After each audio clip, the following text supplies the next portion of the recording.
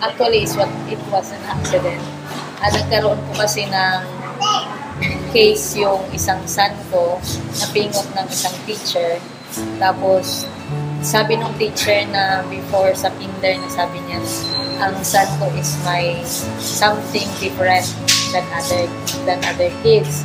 Tapos si Chacha is nagdadalawang isip rin kami na there's something wrong with her kasi at age 3, yung mga natutunan niya between age 1 to 3 nawala.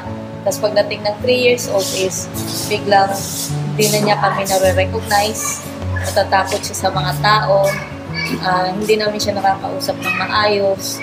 So, nung nagkaroon ng case si Mikael, yung anak ko, bali, in-advise kami na pumunta sa DSWD and ipa-check up ng developmental pediatrician. Para kasi sa akin, ayaw kong mag-isip ng future niya. The more sa ang problem niya is she has autism, tapos non-verbal pa siya. So, long way para sa akin.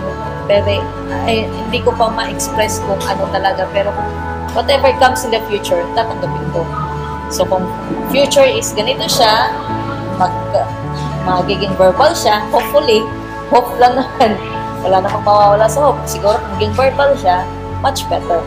Pero kung ganyan pa rin siya, kaya naman tanggapin.